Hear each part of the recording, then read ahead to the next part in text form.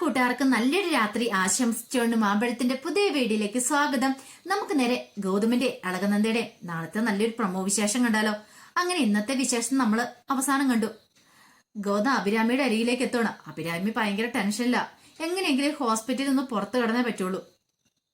Police അന്വേഷിച്ചെത്തിയിട്ടുണ്ട്. ഇതൊക്കെ ഗൗതമിനോട് പറഞ്ഞു. ഗൗതം പറഞ്ഞു, ഞാൻ ചോദിച്ചാലും ഡോക്ടറോട് ഡിസ്ചാർജിനെ പറ്റി, പക്ഷെ എങ്കിൽ ഡോക്ടർ ഡിസ്ചാർജ് തന്നില്ല എന്ന് പറയാം.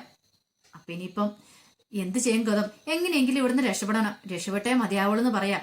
ഇല്ലെങ്കിൽ പോലീസ് ഉറപ്പായിട്ടും പിന്തുടരുന്ന പിടികൂടുമെന്ന് പറയാം. എനിക്കറിയാം, പക്ഷെ എന്ത് ചെയ്യാൻ പറ്റും? ഡോക്ടർ ഡിസ്ചാർജ് ചെയ്യാതെ ഒരു കാര്യം ചെയ്യാം. ഞാൻ ഒന്നുകൂടെ പോയി ഡോക്ടറോട് സംസാരിച്ചു നോക്കട്ടെ, എന്നിട്ട് നമുക്ക് എന്തെങ്കിലും ചെയ്യാന്ന് പറയണം. ഈ സമയത്താണ് അങ്ങോട്ട് പിങ്കിയും നന്ദയും കൂടെ വരുന്നത്. അപ്പൊ പിങ്കിയും നന്ദയും കൂടെ വന്നപ്പോ അവർക്ക് എവിടെയാ എന്താണെന്നും അറിയത്തില്ല. അങ്ങനെ അതിലൂടെ എല്ലാം നോക്കിക്കഴിഞ്ഞപ്പോ അവിടെ എങ്ങും കണ്ടില്ല. ഒരു പക്ഷെങ്കിൽ ഇനി ഇവിടെ അഡ്മിറ്റ് ആയിരിക്കുമോ? അതറിയാൻ പറ്റില്ല. അഡ്മിറ്റ് ആണെങ്കിൽ നമുക്ക് ഇവിടെ ചോദിച്ചാൽ അറിയാലോ എന്ന് പിങ്കി പറയാ. അത് ശരിയാ. അല്ലെങ്കിൽ പക്ഷെ ഇവിടെ ഒന്നും കാണണ്ടാണല്ലോ. പുഷ്പേട്ടൻ പറഞ്ഞനുസരിച്ചാണെങ്കിൽ ഇവിടെ ഉണ്ട്. പക്ഷെങ്കിൽ എവിടെയാന്ന് അറിയത്തില്ല. ഏത് റൂമാ കാര്യങ്ങളൊന്നും അറിയത്തില്ല. ഒരു കാര്യം ചെയ്യാം, നമുക്ക് റിസപ്ഷനിൽ പോയി ചോദിച്ചു നോക്കിയാലോ എന്ന് പറയാണ്. പക്ഷെ അങ്ങനെ ചെന്ന് ചോദിച്ചിട്ടുണ്ടെങ്കിൽ അവർ ഡീറ്റെയിൽസ് തരുമോ എന്ന് ചോദിക്കുക. അത് ശരിയാണ്. ചിലപ്പോൾ ഡീറ്റെയിൽസ് തരാൻ വഴിയില്ല. പക്ഷെങ്കിൽ നമുക്കത് കിട്ടിയല്ലേ മതിയാവുള്ളൂ, അല്ലാതെ പറ്റത്തില്ലോ എന്ന് പറയാം. അങ്ങനെ ആദ്യം അവർ ചെന്ന് ചോദിക്കുന്നത് അഭിരാമി എന്നൊരു പേഷ്യന്റ് അവരെത്താൻ നമ്പർ റൂമിലാന്നാ ചോദിക്കുന്നത്. കാരണം അതാദ്യം അറിഞ്ഞിട്ടുണ്ടെങ്കിൽ അവിടെ ആ റൂമിൽ അവരുണ്ടോന്ന് അറിയുവാണെങ്കിൽ പിന്നെ കുഴപ്പമൊന്നുമില്ലല്ലോ. ഗൗതമും അഭിരാമി അവിടെ ഉണ്ടെങ്കിൽ തങ്ങൾക്ക് പിന്നെ കാര്യങ്ങളൊക്കെ കൂടുതൽ എളുപ്പമാവുന്നു പിങ്കിക്കും നന്ദയ്ക്കും അറിയാം. അങ്ങനെ റൂം നമ്പർ ചോദിക്കുകയാണ്. അത് കേട്ട് കഴിഞ്ഞപ്പോൾ അവർ റൂം നമ്പർ പറഞ്ഞു കൊടുത്തു. പക്ഷെ അവിടെ ചെന്ന് കഴിഞ്ഞപ്പോഴത്തേനും ഒരു നിമിഷം ഗൗതമും നന്ദയും അമ്പരന്ന് പോയി. കാരണം റൂം വേക്കൻ്റ് ആയിരുന്നു, അവിടെ ആരുമില്ലായിരുന്നു. കാരണം ഇതിനു മുമ്പ് തന്നെ അവിടുന്ന് ഗൗതമും അതോടൊപ്പം തന്നെ അഭിരാമിയും രക്ഷപ്പെട്ടിട്ടുണ്ടായിരുന്നു. അവർക്ക് ഡിസ്ചാർജ് സമ്മറി കൊടുത്തിട്ടുണ്ടായിരുന്നു. കാരണം ആ ഒരു സമയത്ത് തന്നെ ഡോക്ടറുടെ കയ്യാ കാല വീണ് ഗൗതം ഡിസ്ചാർജ് വാങ്ങുവാണ്. എത്രയും പെട്ടെന്ന് ഇവിടുന്ന് രക്ഷപ്പെട്ടേ മതിയാവുള്ളൂ. അങ്ങനെ അവർ ഡിസ്ചാർജ് വാങ്ങി പുറത്തിറങ്ങിയ സമയത്താണ് നന്ദയും പിങ്കിയും കൂടെ അങ്ങോട്ട് കയറി ചെല്ലുന്നത്. പക്ഷെ അവർക്ക് അവിടെ ഗൗതത്തിനെ അഭിരാമിയെ കാണാൻ പറ്റില്ല. ഒരു നിമിഷം മനസ്സിലായി. കാരണം ഇനി ഇവിടെ നിന്നിട്ട് കാര്യമില്ല. ഗൗതം അഭിരാമി ഇവിടുന്ന് രക്ഷപ്പെട്ടിട്ടുണ്ട്. എങ്ങോട്ടാ പോയതെന്നും അറിയത്തില്ല. ഈ സമയത്താണെങ്കിലോ നന്ദയും പിങ്കിയും പുറത്തേക്ക് ഇറങ്ങി പോയപ്പോൾ തന്നെ അർജുന് ചില സംശയങ്ങളൊക്കെ തോന്നിയിട്ടുണ്ടായിരുന്നു. ഇവർ രണ്ടുപേരും പോയിട്ടുണ്ടെങ്കിൽ അത് മിക്കവാറും പോയിരിക്കുന്നത് ഗൗതമേണ്ണ എവിടെയെന്ന് അന്വേഷിക്കാൻ വേണ്ടി മാത്രമായിരിക്കും. ഗൗതമേണ്ണെ ഫോളോ ചെയ്യാൻ പോയതായിരിക്കും. എന്താണെങ്കിലും അറിഞ്ഞിട്ട് തന്നെ കാര്യം എന്ന് വിചാരിച്ചോണ്ട് അവരെ ഫോളോ ചെയ്ത് അർജുനും അങ്ങോട്ട് വരുന്നുണ്ടായിരുന്നു. അങ്ങനെ വന്നു കഴിഞ്ഞപ്പോൾ കാണുന്ന കാഴ്ച ഹോസ്പിറ്റലിലേക്ക് വരുന്നതാണ് കാണുന്നത്. അപ്പൊ അർജുനോർത്തു, ഇനിയിപ്പോ എന്ത് ചെയ്യും? ഇവിടെ നിൽക്കണോ അതോ ഇനിയിപ്പോ പോണോ എന്നോർത്ത് നിൽക്കുക. ഇനിയിപ്പോ ഇവരെന്തിനാ ഈ ഹോസ്പിറ്റലിലേക്ക് വന്നേ? ഇവരിവിടെ ആരെങ്കിലും കാണാനാണോ അതോ ഇപ്പൊ വേറെന്തെങ്കിലും ആവശ്യത്തിന് വന്നാണോ? ഒന്നും അർജുന് മനസ്സിലായില്ല. അങ്ങനെ അർജുൻ അവിടെ മാറി നിൽക്കുന്ന സമയത്താണ് ആ കാഴ്ച കാണുന്നത്. ഗൗതം അഭിരാമിയുടെ കൈയും പിടിച്ചോണ്ട് അങ്ങോട്ട് ഇറങ്ങി വരുന്ന ആ ഒരു കാഴ്ച കണ്ടു. ഇത് കണ്ടത് ഒരു നിമിഷം അർജുൻ ഞെട്ടിപ്പോയി. കാരണം ഗൗതമേട്ടൻ അഭിരാമിയുടെ കൈയും പിടിച്ചോണ്ട് ഇറങ്ങി വരുക. പെട്ടെന്ന് ഒരു വണ്ടിയിലേക്ക് കൊണ്ട് കയറ്റുന്നുണ്ടു. പക്ഷെ അർജുന് മനസ്സിലായില്ല. ഇച്ചിരി അകലേന്ന് കണ്ടതുകൊണ്ട് അത് ആരാ സ്ത്രീന്നൊന്നും മനസ്സിലായില്ല. ഒരു കാര്യം ഉറപ്പായി, അവൾ പ്രഗ്നന്റ് ആണ്. അത് ഗൗതമേട്ടന് അവളെ താങ്ങിയെടുത്തോണ്ട് പോകുന്ന കാണുമ്പോൾ തന്നെ അറിയാം അവള് തീരെ അവശതയാണെന്നും അറിയാം. അങ്ങനെ ഗൗതം എന്ത് ചെയ്യണം, വണ്ടി ഓടിച്ചങ്ങ് പോവാണ്. ഈ സമയം അർജുൻ എന്ത് ചെയ്യണമെന്ന് അറിയത്തില്ല. പുറകെ പോണോ നിൽക്കണോ വേണ്ടെന്നൊക്കെ ആകെപ്പാടെ കൺഫ്യൂഷനായി. പിന്നീട് അർജുൻ ഒരു കാര്യം തീരുമാനിച്ചു. ഇത് വെറുതെ വിട്ടിട്ട് കാര്യമില്ല, ഗൗതമേട്ടൻ എങ്ങോട്ടാ പോയെന്ന് അറിയണം.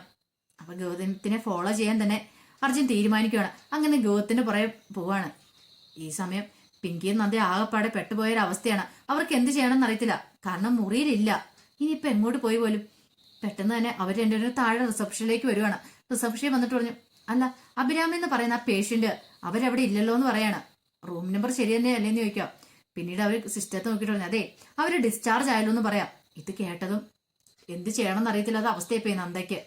അല്ല ഡിസ്ചാർജ് ആയപ്പം കുറച്ച് മുമ്പ് ഡിസ്ചാർജ് ആയതോളെന്ന് പറയാം. ഇതിപ്പോ പിങ്കി പറഞ്ഞു, എന്നാ പിന്നെ നിൽക്കുന്ന നേരത്തെ പറയാൻ വല്ലായിരുന്നു ചോദിക്കും.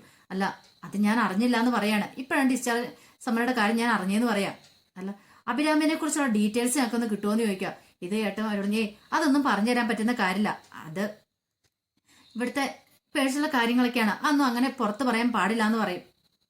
ഇത് കേട്ടപ്പോൾ നന്ദ പറഞ്ഞു, ഓഹോ അങ്ങനെയാണല്ലേ, അന്നൊരു കാര്യം ചെയ്യാം, ഞങ്ങൾ പോലീസിനെ വിളിച്ചോണ്ട് വരാം, അപ്പൊ പറഞ്ഞു തരാൻ പറ്റുമെന്ന് ചോദിക്കാം. പെട്ടെന്ന് അവര് പേടിച്ചു പോയി. അവർക്ക് എന്ത് ചെയ്യണമെന്ന് അറിയത്തില്ല. ഇനിയിപ്പോ എന്തെങ്കിലും പ്രശ്നം ഉണ്ടാക്കിയിട്ടാണോ ഇവര് വന്ന് അഡ്മിറ്റ് ആയെന്ന് അറിയത്തില്ല. അപ്പൊ അതുകൊണ്ടാണ് ഇവർ ഇങ്ങനെയൊക്കെ വന്ന് ചോദിക്കുന്നത്, അതും അറിയത്തില്ലോ. പെട്ടെന്ന് പറഞ്ഞു, അത് മാഡം ഞങ്ങൾക്ക് അങ്ങനെ ഇങ്ങനത്തെ സംഭവം ഒന്ന് പുറത്ത് പറഞ്ഞുകൂടാ, അവരുടെ ഡീറ്റെയിൽസ് ഒക്കെ, അതുകൊണ്ടാ പറഞ്ഞു തരാത്തെന്ന് പറയാം. അതൊന്നും പറഞ്ഞിട്ട് കാര്യമില്ല, ഞങ്ങൾക്ക് ഇപ്പൊ ഡീറ്റെയിൽസ് കിട്ടണം, അല്ലെങ്കിൽ ഇപ്പൊ തന്നെ ഞങ്ങൾ പോലീസിനെ വിളിക്കുമെന്ന് പറയാം. പിന്നീട് അവർ നോക്കിയിട്ട് പറഞ്ഞു, അതെ വേറെ കൂടുതലായിട്ട് ഡീറ്റെയിൽസ് ഒന്നുമില്ല, ഇത്തല അഭിരാമി ഗൗതം എന്നാണ് പേഷ്യന്റ് നെയിം എഴുതിയേക്കുന്നത്. പിന്നെ ഐഡന്റി കാർഡും കാര്യങ്ങളൊന്നും തന്നിട്ടില്ല, അതുകൊണ്ട് അതിന്റെ ഡീറ്റെയിൽസ് ഒന്നും ഇല്ലാന്ന് പറയാം. അല്ല അതിന്റെ ഒരു കോപ്പി ഞങ്ങൾക്ക് തരാൻ പറ്റുമോ എന്ന് ചോദിക്കാം ഡിസ്ചാർജ് സമ്മറിയുടെ. അല്ല അത് പിന്നെ മാഡം ഞാൻ തരാൻ പറ്റുമോ ഇല്ലയോ, പിന്നെ അവസാനം അവർക്ക് കൊടുക്കേണ്ടതായിട്ട് വന്നു. അങ്ങനെ ആ പേപ്പർ കൈ കിട്ടി, അതിനകത്ത് അഭിരാമി ഗൗതം എന്ന് എഴുതിയിട്ടുണ്ടായിരുന്നു. ഇത് കണ്ടതും നന്ദയ്ക്ക് എന്ത് ചെയ്യണമെന്ന് അറിയത്തില്ല. അത് മാത്രമല്ല പിങ്കി ആകെപ്പാടെ തകർന്നുപോയി, സ്വപ്നത്തിൽ പോലും പ്രതീക്ഷിച്ച കാര്യമല്ല. അപ്പം തങ്ങൾ മനസ്സിൽ ഉദ്ദേശിച്ച പോലെ തന്നെയാണ് കാര്യങ്ങൾ. ഗൗതത്തിന് ഒരു അവിഹിത ബന്ധമുണ്ട്, അതാണ് അഭിരാമി ഗൗതം എന്ന് എഴുതിയേക്കുന്നത്. അപ്പൊ തങ്ങളെല്ലാം ഇന്ത്യവരത്തെ മൊത്തം ഇത്രയും കാലം ചതിച്ചുകൊണ്ടിരിക്കുവായിരുന്നു ഗൗതം. അതൊക്കെ ഓർത്ത് കഴിഞ്ഞപ്പം പിങ്കിക്കും നന്ദിക്കും അങ്ങോട്ട് സഹിച്ചില്ല. പിങ്കി പറഞ്ഞു, ഇപ്പോഴെങ്ങനെയുണ്ട്, നീയല്ലേ പറഞ്ഞേ ഗൗതം പാവാണ്, ഇങ്ങനെയൊന്നും ചെയ്യത്തില്ല എന്നൊക്കെ. ഇപ്പൊ നിനക്ക് മനസ്സിലായല്ലോ ഗൗതത്തിന്റെ കള്ളത്തരം എന്താന്ന്. ആദ്യം ഗൗതം എന്നെയാ പ്രണയിച്ചേ, എന്നിട്ട് എന്നെ ഉപേക്ഷിച്ചിട്ടാ നിന്നെ വിവാഹം കഴിച്ചേ. പിന്നീടോ ഇപ്പൊ തന്നെ കണ്ടില്ലേ ഒരുത്തിനെ പ്രഗ്നന്റ് ആക്കിയിരിക്കുന്നു. എന്നിട്ട് നമ്മളൊക്കെ ഇവിടെ എത്തുമെന്ന് അറിഞ്ഞപ്പോ തന്നെ എങ്ങനെയൊരു വിവരം കിട്ടിയിട്ടുണ്ട്. ഗൗതം അവളെയും കൊണ്ട് മുങ്ങിയിരിക്കുവാന്ന് പറയാ. നന്ദയ്ക്ക് സഹിക്കാൻ പറ്റുന്നതിലും അപ്പുറമായിരുന്നു. നന്ദ പറഞ്ഞു, എന്നാലും ഗൗതം സാർ ഒരക്ഷരം പോലും മിണ്ടിയേക്കരുത്, ചതിയന അയാള്, നമ്മൾ 2 സ്ത്രീകളാ ചതിച്ചേക്കുന്നേ. ഇനി ഇതെങ്ങനെ വെറുതെ വിട്ടിട്ട് കാര്യമില്ലെന്ന് പറയാ. ഒരു കാര്യം ചെയ്താലോ, നമുക്ക് പോയി കംപ്ലൈന്റ് കൊടുത്താലെന്ന് പറയാം. അല്ല എവിടെ കംപ്ലൈന്റ് കൊടുക്കുന്നത്, നമുക്കൊരു കാര്യം ചെയ്യാം, കമ്മീഷണർ ഓഫീസ് ചെന്ന് അങ്ങോട്ട് ചെല്ലാം. അവിടെ ചെന്ന് സാറിനോട് ഈ കാര്യങ്ങളൊക്കെ പറഞ്ഞാലോ, സാർ ഒന്ന് അന്വേഷിച്ച് വന്നല്ലേ, നമ്മളോട് ഈ കാര്യങ്ങളെ കുറിച്ചൊക്കെ സംസാരിച്ചല്ലേ, ഗൗതം വന്നു കഴിയുമ്പത്തേനും പോയി റിപ്പോർട്ട് ചെയ്യുന്ന കാര്യമൊക്കെ പറഞ്ഞല്ലേ. ഇപ്പൊ ഇനിയിപ്പോ സാറിനോട് ചോദിച്ചാലോ ഇങ്ങനൊരു സംഭവം ഉണ്ട്, അപ്പൊ എന്താ സാറിന്റെ അഭിപ്രായം തേടിയാൽ എങ്ങനെയുണ്ടെന്ന് ചോദിക്കാം. ഇത് കേട്ട നന്ദ പറഞ്ഞു, അത് വേണോ? അല്ല ഞാൻ നോക്കിയിട്ട് ഇനിയിപ്പോ അത് മാത്രം ഒരു വഴി കാണുന്നുള്ളൂ, അല്ലാതെ വേറൊരു വഴിയും കാണുന്നില്ല. ഒരു പക്ഷേങ്കില് ഗൗതം ഒരു ദൗത്യമായിട്ട് പോയതാണോ, അതോ ഇനിയിപ്പോ ഗൗതത്തിന്റെ പേഴ്സണൽ കാര്യമാണോ ഇതെന്ന് അറിയാൻ വേണ്ടി നമുക്ക് കമ്മീഷണർ സാറിന്റെ സഹായം കൂടിയേ തീരുവോളെന്ന് പറയാം. അങ്ങനെ നന്ദ എന്ത് ചെയ്യുവാണ്, പിങ്കിയോട് പറഞ്ഞു, അല്ല പിങ്കി എനിക്കൊരു പേടിയുണ്ടെന്ന് പറയാണ്. ആ നോർത്ത് പേടിക്കണ്ട, ധൈര്യമായിട്ടിരിക്കുക, ഇങ്ങനെ പേടിച്ച് ചെന്നിട്ട് കാര്യമില്ല. അഭിരാമി ആരാന്ന് അറിയണ്ടേന്ന് ചോദിക്കാം. അത് നമുക്ക് ആലോചിച്ചിട്ടൊരു തീരുമാനം എടുത്താൽ പോരെന്നൊക്കെ ചോദിക്കുവാണ്. ഇപ്പൊ നമുക്ക് വീട്ടിലേക്ക് പോവാം, പിന്നെ ഗൗതം സാറ് വരട്ടെ, വന്നു കഴിഞ്ഞ് നമുക്ക് ചോദിച്ച കാര്യങ്ങളൊക്കെ തീരുമാനിക്കാന്ന് പറയാം. പിന്നീട് അവര് വീട്ടിലേക്ക് പോവാം. ഈ സമയം പിന്നീട് കാണിക്കുന്ന അർജുൻ ഗൗതത്തിനെ ഫോളോ ചെയ്ത് പോവാണ്. അർജുൻ ഉണ്ടിൽ 100 ചോദ്യങ്ങളാ. ഗൗതമേട്ടൻ എന്താ ഈ സ്ത്രീയുമായിട്ട്, ഒരു പക്ഷേങ്കിൽ ഇത് ആരായിരിക്കും, ഒരുവേളെ ഇനിയിപ്പോ അഭിരാമി എന്ന് പറയുന്ന നന്ദയെടുത്ത് പറയുന്ന പോലെ ആ സ്ത്രീയും ആയിരിക്കും അവള്. അങ്ങനെ 100 ചിന്തകളൊക്കെ ഉണ്ടായിരുന്നു. അങ്ങനെ ഗൗതം നേരെ ആ സമയത്ത് പോകുന്ന വേറൊരു ഹോസ്പിറ്റലിലേക്കായിരുന്നു. കാരണം ഇനിയിപ്പോ അവിടുന്ന് ഡിസ്ചാർജ് ആയി പോകുന്നതുകൊണ്ട് വേറെ ഏതെങ്കിലും ഹോസ്പിറ്റലിൽ അഡ്മിറ്റ് ചെയ്താൽ മതിയാവുള്ളൂ, അല്ലാതെ രക്ഷയില്ലെന്ന് ഗൗതത്തിനറിയാം. അങ്ങനെ അഭിരാമിനെ കൊണ്ട് വേറൊരു ഹോസ്പിറ്റലിലേക്ക് പോവാണ്. അങ്ങനെ അവിടേക്ക് കൊണ്ട് കയറ്റിയ സമയത്ത് ഈ സമയത്ത് അർജുൻ എന്ത് ചെയ്യണം, അവരെ ഫോളോ ചെയ്ത് അങ്ങോട്ട് ചെല്ലുവാണ്. അങ്ങനെ ഗൗതം എന്ത് ചെയ്യാണ്, അവിടെ പോയി ഡോക്ടറെ കാണാനായിട്ട് നിന്നിട്ട് പിന്നെ ഡോക്ടർ അവിടെ അഡ്മിറ്റ് ചെയ്യുന്നുണ്ട് അവളെ. അങ്ങനെ ചെയ്തതിന് ശേഷം ഗൗതം പുറത്തേക്ക് ഇറങ്ങി വരുവാണ്. പുറത്തേക്ക് ഇറങ്ങി വരുമ്പോഴാണ് ഗൗതം ആ കാഴ്ച കാണുന്നത്, അർജുനെ കാണുന്നത്.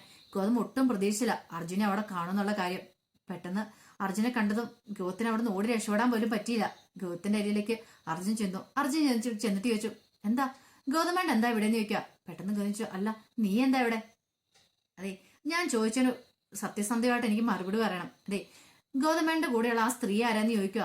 ഇത് കേട്ടോ ഗൗതം പറഞ്ഞു, അല്ല അത് പിന്നെ ഞാൻ കള്ളത്തിലൊന്നും പറയാൻ ശ്രമിക്കണ്ട, ഞാൻ കണ്ടായിരുന്നു, ഗൗതമേന്റെ ഉള്ള ഒപ്പം ഒരു സ്ത്രീ ഉണ്ടെന്ന് ഞാൻ കണ്ടായിരുന്നു. അതാരാ, എനിക്ക് അതിന്റെ സത്യാവസ്ഥ അറിയണമെന്ന് പറയാം, എനിക്ക് അവളെ കാണണം, ആരാണെങ്കിലും കാണണം. ഇനിയിപ്പം നന്ദേടത്തി പറയുന്ന പോലെ അത് അഭിരാമി എന്ന് പറയുന്ന ആ സ്ത്രീയാണെന്ന് ചോദിക്കുക.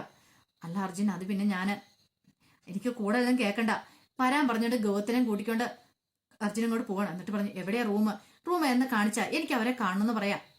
അവസാനം ഗൗതം അർജുനെ അങ്ങോട്ട് കൊണ്ടുവരുവാണ്. അങ്ങനെ റൂമിലേക്ക് ചെന്ന് അഭിരാമിനെ കണ്ടത് ഒരു നിമിഷം അർജുൻ ഞെട്ടിപ്പോയി. കാരണം തങ്ങളുടെ കളിക്കൂട്ടുകാരിയായ ആമിയായിരുന്നത്. അർജുൻ സ്വപ്നത്തിൽ പോലും പ്രതീക്ഷിച്ച കാര്യമല്ല അത് അഭിരാമി ആയിരിക്കും എന്നുള്ള സത്യം. പിന്നീട് അർജുൻ എന്ത് ചെയ്യണമെന്നറിയില്ല. അവസാനം ഗൗതം സത്യങ്ങളൊക്കെ അർജുനോട് തുറന്നു പറയാണ്, എന്താ സംഭവങ്ങൾ എന്താ നടന്നേന്നൊക്കെ. എല്ലാം കേട്ട് കഴിഞ്ഞപ്പം വല്ലാത്തൊരവസ്ഥയായി പോയി അർജുന്. കാരണം ഈ അവസ്ഥയില് തങ്ങളുടെ കളക്കൂട്ടുകാരിയാ, അവിടെ പോലീസിന് വിട്ടുകൊടുക്കാനും പറ്റില്ല, പക്ഷെ വിട്ടുകൊടുക്കാതിരിക്കാനും പറ്റില്ല. അർജുന ഒരു പട്ടാളക്കാരനാണല്ലോ, അപ്പൊ അർജുന ഇതിന് കൂട്ടു നിൽക്കാനും പറ്റില്ല. എന്ത് ചെയ്യണമെന്ന് അറിയത്തില്ലാത്തൊരു അവസ്ഥയിലേക്ക് അർജുനും കൂടെ പോവാണ്. അപ്പൊ അതിന്റെ വിശേഷങ്ങളൊക്കെയാണ് നമ്മൾ കാണാൻ പോകുന്നത്. ഇനി എന്തൊക്കെയായി തീരുമെന്ന് അറിയത്തില്ല. നന്ദയും പിങ്കിയും കൂടെ ഇനി കമ്മീഷണർ ഓഫീസിലേക്ക് ചെല്ലും. കമ്മീഷണർ പോയി പരാതിയൊക്കെ പറയും. പിന്നീട് ഗൗതത്തിന്റെ അരിയിലേക്ക് പോലീസ് വരുന്നുണ്ട് അറസ്റ്റ് ചെയ്യാനായിട്ട് അഭിരാമിനെയൊക്കെ. അപ്പൊ അതിന്റെ വിശേഷങ്ങളൊക്കെ നമ്മൾ ഇനി വരും ദിവസങ്ങൾ കാണാൻ പോകുന്നത്. ആ വിശേഷങ്ങൾക്കായി നമുക്ക് എല്ലാവർക്കും കാത്തിരിക്കാം കേട്ടോ. അപ്പൊ ഒരിക്കൽ കൂടി എല്ലാവർക്കും നല്ലൊരു രാത്രി ആശംസിച്ചുകൊണ്ട് നിർത്തുന്നു. നന്ദി.